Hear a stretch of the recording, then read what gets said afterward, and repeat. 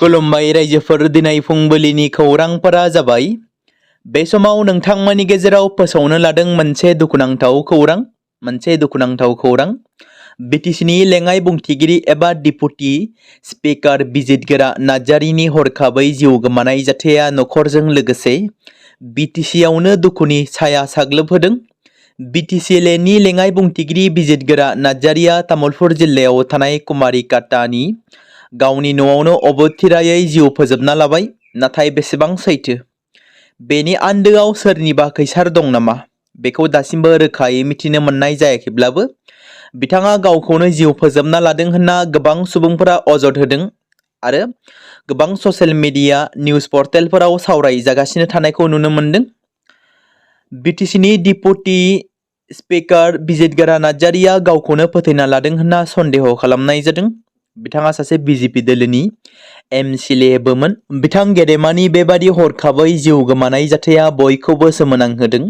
बिथांनि बेबादि जाथायखौ खोनानाय लोगो लोगो बिटिसिनि गाहाय खुंगिरि हाग्रामा महिलारिया दुखु मोननाय फोरमायदों। बेजों लोगोसे गोबां बर'नि राजखान्थिगिरिफोरा दुखु फोरमायदों। आसा खालामो बिथां गेदेमानि जिउमाया जाहाथे सोरगोआव गोजोनै थाहैनो जायगा मोनो। बे बाथ्राखौ मख'नो गोनांदि बर' हारिनि रैखाथि थामोनथानि थाखाय सोमावसारनायनि गोब्राब थासारिजों जुजिबोनानै दिनैनि दिनाव मानगोनां बिजितगोरा नार्जारिया बिटिसिनि लेङाइ बुंथिगिरिनि मासि आवग्रिफैनो हानाय जोंनि सासे गोख्रों, मेंनो गैयै, जिरायनाय गैयै सुबुंमोन। दिनैनि दिनाव बर' हारिनि थाखाय मोनसे गिदिर खहा होननानै बुंनांगोन। दिनै आं लेटेस्ट बड' क्रिएटर चेनेलनि जानानै बिथांनि रुंसारि जालांनायाव गोथौयै दुखु मोननाय फोरमायहरनायजों लोगोसे बिथांनि जिउमाया सोरगोआव आलो गोजोनै जायगा मोनहैनो हायो बेखौनो इसोरनियाव आरज गाबनाय थाबाय। बिटिसिनि आखान्थि बुंथिगिरि बिजितगोरा नार्जारिनि हरखाबै रुंसारि जानानै थांनायखौ तामुलपुर बियाबनि एमएलए बिस्वजित दैमारी बिथाङाबो दुखु मोननाय फोरमायदों आरो कुमारिकाटायाव थानाय गावनि न'आवनो हरखाबै जिउ फोजोबनानै लानायखौ जोबोद दुखु मोननाय फोरमायनायजों लोगोसे मैया 7 बाजिसो समावनो हरखाबै गावखौ फोथैना लादों होनना बुंदों आसामनि मन्त्रि बिस्वजित दैमारीया। जेराव आसामनि केबिनेट मन्त्रि बिस्वजित दैमारीया बे दुखुनि समाव मैया नुजाथिफैनानै बिजितगोरा नार्जारिनिसिम खुलुमनायखौ बावो आरो बिजितगोरा नार्जारिनि गोथै देहाखौ गावनि खथानिफ्राय बोखांनानै पस्टमर्टम आनजादनि थाखाय मुसलपुरनि डक्टर रबि बर' सिभिल हस्पिटालाव थिसननाय जादों आरो दिनै आसामनि एसेम्ब्लियाव लानानै फैगोन होनना मिथिनो मोनदों। नेपालाव सोमजिदों हरखाबै गिलुबालु दैबानानि गिख्रंथाव थासारि। नेपालाव दान्दिसेनि गेजेरावनो गिथाव बाथाव दैबानानि जाहोनाव दासिम सा 157 सुबुंनि जिउ खहा आरो सा 400 सुबुङा दासिमबो गोमानानै दं। बेनिनो सा 133 भारतनि थागिबि होनना रिपर्टआव फोरमायदों। जेराव गोबांथार टुरिस्टफोरा दावबायनो थांनायाव बेबादि दैबानानि थासारिजों मोगा मोगि जानो गोनां जादों। थैनायनि अनजिमाया बांबावगोन होनना मिथिनो मोनदों। रिपर्टनि बादिब्ला 26 आगस्ट एबा बुधबारखालि मैया फुंबिलि समाव साहा नेपालनि रुसुवा जिल्लायाव मोनसे गिदिर आरो फोजोबस्रांलु दैबाना जानानै बटिक'सि दैमाया गोबां गोसारो आरो गोबां खहा खालामो। फोरमायनाय बादिब्ला बे दैबानाया तिब्बत फारसेनिफ्राय बटेक'सि दैमायाव फैदोंमोन होनना साननाय जादों। हरखाबै दैबानाया देरनानै सिमा ओनसोलफोरखौ सिलिंखार खालामदों। मैया फुंबिलियाव सिमा ओनसोलफोराव जानाय दैबानाजों गासैबो सिलिंखार आरो गोबां गाहाय जिल्लाफोराव हाई एलार्ट फोसावनाय जादों। बेराफारसेथिं भारतनि गाहाय मन्त्रि नरेन्द्र मदिया बावैसो नेपालाव सोमजिनाय गिख्रंथाव दैबानाजों जिउ खहा जानाय आरो खहा जानायनि सायाव गोथौयै दुखु मोननाय फोरमायदों। बै खैफोदनि समाव गाहाय मन्त्रि नरेन्द्र मदि बिथाङा नेपालनि गाहाय मन्त्रि बालेन्द्र शाहजों टेलिफननि गेजेरजों सावरायज्लायो। मख'नो गोनांदि बे सावरायलायनायनि समाव गाहाय मन्त्रि नरेन्द्र मदिया रोखा बुंथियोदि भारतनि सुबुंफोरा बे गोब्राब समाव नेपालनि गावनि बिदा फंबाय आरो बिब' बिनानावफोरजों गोख्रोङै गसंफायो। गाहाय मन्त्रि बिथाङा बुंबावदोंदि भारत हादोरा दैबानाजों साग्लोबजानाय नेपालनो गासैबो रोखोमनि सुबुंथिनि मदद आरो हेफाजाब होनो थाखाय आबुङै साखाफारा जानानै दं। रैखाथि आरो रिलिफ हाबाफारिखौ गोख्रै खालामनो थाखाय भारतनि रिलिफ हान्जाफोरा नेपालाव सोमोन्दो गोनां बिबानगिरिफोरजों अरायसम सोमोन्दो आरो गोरोबलायनानै खामानि मावगासिनो दं होनना गाहाय मन्त्रिया बुङो। लखनौनिफ्राय फैनाय इन्डिग'नि फ्लाइटआव बमा बेफ्रुनायनि हुमखि होनाय लाइजाम मोननायनि उनाव मैया केम्पेगौड़ा इन्टारनेशनेल एयारपर्टआव सिकिउरिटिफोर आरो दावबायारिफोरनि गेजेराव गिखांनाय थासारि सोमजिहोदोंमोन।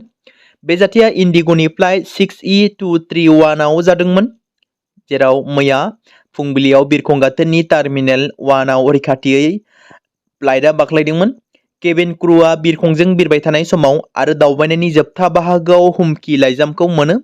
पाइलटखौ थाबैनो सांग्रां खालामनाय जादोंमोन आरो बिथाङा एयार ट्रेफिक कन्ट्रल (ATC) नो खौरां हरनानै फ्लाइटखौ रैखाथियै गाहायाव बाख्लायहोयो।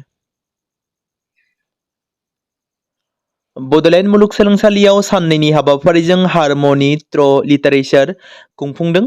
बड'लेण्ड मुलुगसोलोंसालिनि नीलेश्वर ब्रह्म नब्लाङाव NSS cell, Bodoland university, Kokrajhar and Assam Sahitya सभानि बानजायनायाव आगस्तनि 26 आरो दिनै 27 आव साननैनि हाबाफारिजों थुनलाइनि गेजेरजों गोरोबलायनाय हारमनि थ्र' लिटारेचार हाबाफारि लादों। बे थुनलाइनि गेजेरजों गोरोबलायनाय हारमनि थ्र' लिटारेचार हाबाफारियाव आसाम रायजोनिफ्राय गुबुन गुबुन हारिफोरनि गासै मोन द' थुनलाइ आफादफोरा बाहागो लायो। बे हाबाफारियाव बड'लेण्ड मुलुगसोलोंसालिनि भाइस चेन्सेलर प्रफेसार ड. बाबुलाल आहूजा, पद्मश्री ड. मंगलसिं हाज'वारि, आसाम साहित्य सभानि आफादगिरि बसन्त कुमार गस्वामी, बर' साहित्य सभानि आफादगिरि गपिनाथ बरगयारी, कच राजबंशी साहित्य सभानि आफादगिरि बिजेन्द्रनाथ भगत, नेपाली साहित्य सभानि आफादगिरि ड.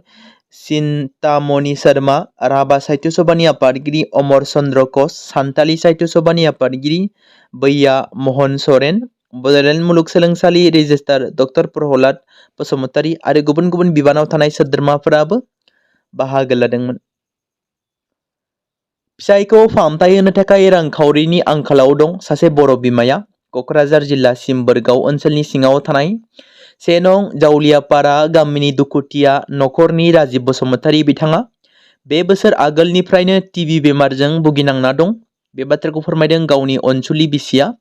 बिथाङा खौरांनि गेजेरजों बुंदों दि फिसायनि बेबायदि बेमारखौ डक्टरनाव नायनो थाखाय गोबां मालायफोरनाव रां हावलाद लानानै नायसेयावबो थोआखै आरो न' लुना थानो थाखाय जा हा एसे दंमोन बेखौबो फाननानै नायनो गोनां जादों होननानै फोरमायदों।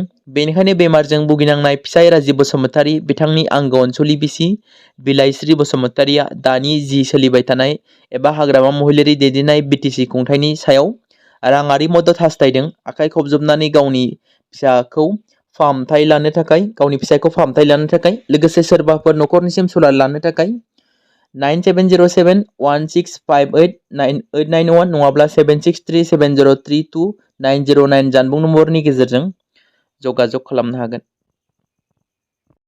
फिन आरोबाव BTCनि गाहाय खुंगिरि हाग्रामा महिलारिनि नखर नखर रांनि अनसुंथाइ होनाय। BTCनि गाहाय खुंगिरि हाग्रामा महिलारिनि बिथोन बादियै आसाम मेडिकेल कलेजाव MBBS फरायगासिनो थानाय बेरगाव बाथाबारिनि थागिबि बाबेश बर'नो 2 लाख रांनि अनसुंथाइ गथायदों। BPFनि लाइमोन दैदेनगिरि कास्तम बसुमतारी, प्रहलाद ब्रह्म, रिन्जय बर' आरो बेरगाव जिल्ला TCLCCनि मासिगिरि बिक्रम दैमारी बिथांमोना नेपालनि रसुआ जिल्लायाव गिख्रंथाव दैबाना आरो गोबां अखा। 26 आगस्त फुंनि समाव साहा नेपालनि रसुआ जिल्लायाव मोनसे गिदिर आरो फोजोबस्रांलु दैबाना जानानै बटे क'सि दैमायाव गोबां खहा खालामदों। नेपालनि दैबाना नायखांग्रा खोन्दोआ फोरमायनाय बादिब्ला बे दैबानाया तिब्बत फारसेनिफ्राय बटे क'सि दैमायाव फैदोंमोन होनना साननाय जादों। नाथाय दैबानानि थि सम आरो गुदिखौ दासिम रोखा खालामनो हानाय जायाखै। जाथाय जायगायाव सेबखांनाय भिडिअ'फोरा गोबांथार गोसारदों आरो भिडिअ'आव नुनाय बायदिब्ला दैमा सेर सेर दैबाना आरो गोबां खहा आरो बेसेबांबा गिख्रंथावना थासारिखौ नुनो मोनदों। मोनसे समाव बर' हारिनि थाखाय हारिनि रैखाथिनि थाखाय आलादा रायजो बड'लेण्डनि थाखाय आखायाव हाथियार लानानै सोमावसारबोनाय एबा हाथियार लाग्रा आफाद जोनोम होनानै बर'नि रैखाथिनि थाखाय गोबाव सम दावहा नांबोनाय बयनिबो आंगो रन्जन दैमारिया जोंनि गेजेराव बावैसो सान सिगाङाव पेर'लाव उदां जानानै 30 साननि थाखाय गावनि आंगो न'आव फैनायनि उनाव दासान्दि आंगो नखरनि लोगोफोर आरो गथ'फोरजों सम हगारनायखौ नुनो मोनदों। जेराव 30 साननि थाखाय पेर'लाव बेल लानानै जोबथेसालिनिफ्राय न'आव फैनाय मानगोनां रन्जन दैमारि बिथांखौ उन्दै उन्दै गथ'फोरजों लोगोसे सम बारहोनाय मोनसे समायना सावगारिखौ नुनो मोननाय जादों। आसा खालामो बिथां गेदेमाया गोग्गो देहा लानानै गोसो सिङाव थांखि सुजुनाय एबा थांखि लानायफोरखौ मोगथाङाव महर होनायनि थाखाय खाबु मोनो। आसा खालामो फिन आरोबाव जाहाथे गेदेमा रन्जन दैमारिया जोंनि गेजेराव थाबैनो उदां जाथारनानै फैनो हायो। बेखौनो इसोरनियाव आरज खालामनाय थाबाय। गेदेमा बिथांनि थाखाय बयबो मोनसे कमेन्ट खालाम, लं लिभ रन्जन दैमारि होनना।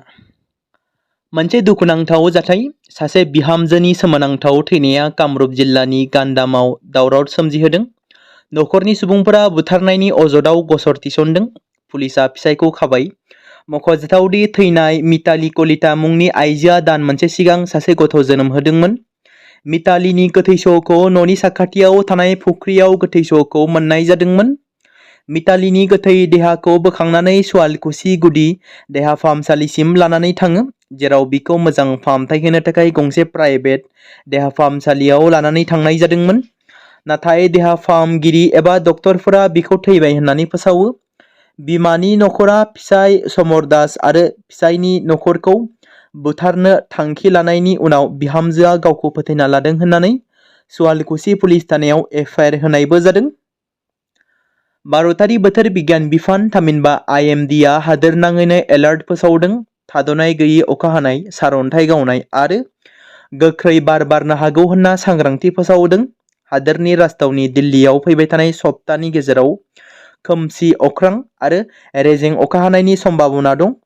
सा-सोनाब, गेजेर, सानजा, सा-सानजा, सोनाबारि आरो खोला भारतनि गोथौ जायगाफोरावबो गोबां अखा हानायनि सम्भावना दं। बेबायदिनो IMDनि बायदिब्ला फैबाय थानाय सानफोराव आसाम, अरुणाचल प्रदेश, मेघालय बायदि हाजो सेरफाङाव गोबां अखा हागोननि एलार्ट फोसावदों।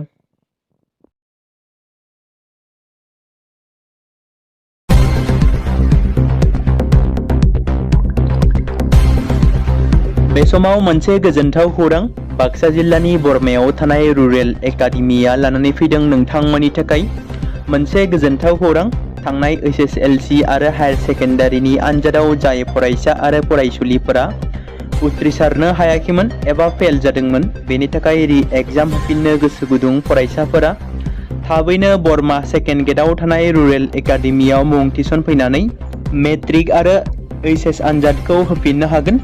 बेनि अनगायैबो जाय फरायसाफोरा थांनाय मेट्रिक आरो HS आनजादाव नांगौ बादि जौखोन्दो एबा मार्कस लानानै उथ्रिसारनो हायाखैमोन, बिथांमोनाबो बे रुरेल एकाडेमियाव एडमिशन खालामफैनानै मार्कस इमप्रुभमेन्ट खालामनो हागोन।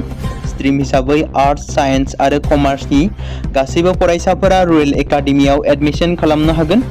बेनि थाखाय थाबैनो 8761903455 नङाब्ला 87203585 जानबुं नम्बराव जगाजग खालामहरनो हागोन।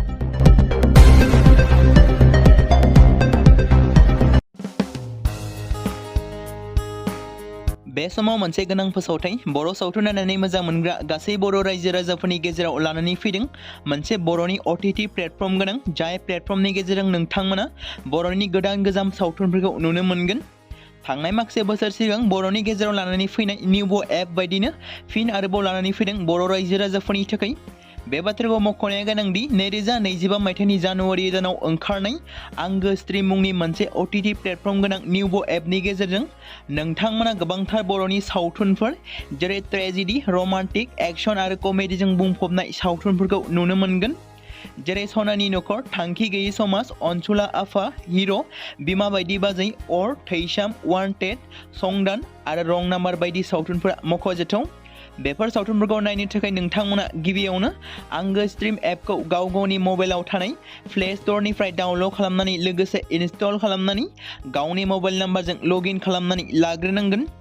बेनि उनाव नोंथांमोना गोबांथार नुनो मोनै सावथुनफोरखौ गुगोल पे, फन पे आरो पेटिएमजों रं नाम्बार सावथुनखौ नायनो थाखाय 60 रां आरो संदान सावथुनखौ नायनो थाखाय 80 रां, वान्टेड सावथुनखौ नायनो थाखाय 60 रां, थैसाम सावथुनखौ नायनो थाखाय 60 रां बेबायदिनो गोबांथार नुनो मोनै सावथुनफोरखौ नायनो थाखाय सुबिदा खालामनानै होदों आंगो स्ट्रिम प्लेटफर्मा। फिन नोंथांमोननि गेजेराव फोरमायबावनो लादों बर' सावथुन नायनानै मोजां मोनग्रा गासै बर' रायजो राजाफोरनि गेजेराव लानानै फैदों मोनसे बर'नि OTT प्लेटफर्म गोनां जाय प्लेटफर्मनि गेजेरजों नोंथांमोना बर'नि नुनो मोनै सावथुनफोर जेराव गोदान गोजाम सावथुनफोरखौ नुनो मोनगोन।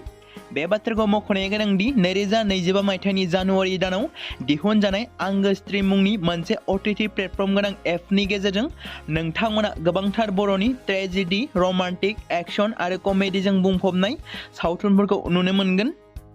जेरै रं नाम्बार, संदान, वान्टेड, थैसाम, अर, बिमा बायदि बाजै, हिर', अनसुला आफा, थांखि गैयि समाज, सनानि नखर बायदि बायदि सावथुनफ्रा मख'जाथाव।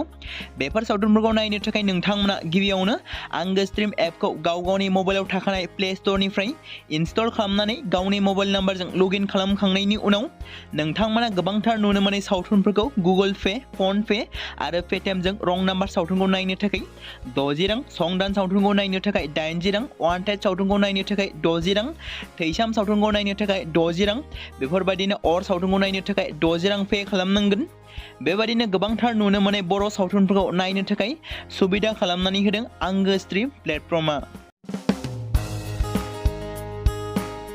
बे समाव मोनसे गोनां फोसावथाय बर' सावथुन नायनानै मोजां मोनग्रा गासै बर' रायजो राजाफोरनि गेजेराव लानानै फैदों मोनसे बर'नि OTT प्लेटफर्म गोनां जाय प्लेटफर्मनि गेजेरजों नोंथांमोना बर'नि गोदान गोजाम सावथुनफोरखौ नुनो मोनगोन। थांनाय माखासे बोसोर सिगां बर'नि गेजेराव लानानै फैनाय निउबो एप बायदिनो फिन आरोबाव लानानै फैदों बर' रायजो राजाफोरनि थाखाय। बे बाथ्राखौ मख'नाया गोनांदि 2025 मायथाइनि जानुवारि दानाव ओंखारनाय आंगो स्ट्रिम मुंनि मोनसे OTT प्लेटफर्म गोनां निउबो एपनि गेजेरजों नोंथांमोना गोबांथार बर'नि सावथुनफोर जेरै ट्रेजेडी, रमान्टिक, एक्शन आरो कमेडीजों बुंफबनाय सावथुनफोरखौ नुनो मोनगोन। जेरै सनानि नखर, थांखि गैयि समाज, अनसुला आफा, हिर', बिमा बायदि बाजै, अर, थैसाम, वान्टेड, संदान आरो रं नाम्बार बायदि सावथुनफोरा मख'जाथाव। बेफोर सावथुनफोरखौ नायनो थाखाय नोंथांमोना गिबियावनो आंगो स्ट्रिम एपखौ गावनि मबाइलाव थानाय प्ले स्ट'रनिफ्राय डाउनल'ड खालामनानै लोगोसे इनस्टल खालामनानै गावनि मबाइल नाम्बारजों लगइन खालामनानै लाग्रोनांगोन। बेनि उनाव नोंथांमोना गोबांथार नुनो मोनै सावथुनफोरखौ गुगोल पे, फन पे आरो पेटिएमजों रं नाम्बार सावथुनखौ नायनो थाखाय 60 रां आरो संदान सावथुनखौ नायनो थाखाय 80 रां, वान्टेड सावथुनखौ नायनो थाखाय 60 रां, थैसाम सावथुनखौ नायनो थाखाय 60 रां, बेबायदिनो गोबांथार नुनो मोनै सावथुनफोरखौ नायनो थाखाय सुबिदा खालामनानै होदों आंगो स्ट्रिम प्लेटफर्मा। फिन नोंथांमोननि गेजेराव फोरमायबावनो लादों बर' सावथुन नायनानै मोजां मोनग्रा गासै बर' रायजो राजाफोरनि गेजेराव लानानै फैदों मोनसे बर'नि OTT प्लेटफर्म गोनां जाय प्लेटफर्मनि गेजेरजों नोंथांमोना बर'नि नुनो मोनै सावथुनफोर जेराव गोदान गोजाम सावथुनफोरखौ नुनो मोनगोन। बे बाथ्राखौ मख'नाया गोनांदि 2025 मायथाइनि जानुवारि दानाव दिहुनजानाय आंगो स्ट्रिम मुंनि मोनसे OTT प्लेटफर्म गोनां एपनि गेजेरजों नोंथांमोना गोबांथार बर'नि ट्रेजेडी, रमान्टिक, एक्शन आरो कमेडीजों बुंफबनाय सावथुनफोरखौ नुनो मोनगोन। जेरै रं नाम्बार, संदान, वान्टेड, थैसाम, अर, बिमा बायदि बाजै, हिर', अनसुला आफा, थांखि गैयि समाज, सनानि नखर बायदि बायदि सावथुनफ्रा मख'जाथाव। बेफोर सावथुनफोरखौ नायनो थाखाय नोंथांमोना गिबियावनो आंगो स्ट्रिम एपखौ गावनि मबाइलाव थाखानाय प्ले स्ट'रनिफ्राय इनस्टल खालामनानै गावनि मबाइल नाम्बारजों लगइन खालामखांनायनि उनाव नोंथांमोना गोबांथार नुनो मोनै सावथुनफोरखौ गुगोल पे, फन पे आरो पेटिएमजों रं नाम्बार सावथुनखौ नायनो थाखाय 60 रां, संदान सावथुनखौ नायनो थाखाय 80 रां, वान्टेड सावथुनखौ नायनो थाखाय 60 रां, थैसाम सावथुनखौ नायनो थाखाय 60 रां, बेफोरबायदिनो अर सावथुनखौ नायनो थाखाय 60 रां पे खालामनांगोन। बेबायदिनो गोबांथार नुनो मोनै बर' सावथुनफोरखौ नायनो थाखाय सुबिदा खालामनानै होदों आंगो स्ट्रिम प्लेटफर्मा।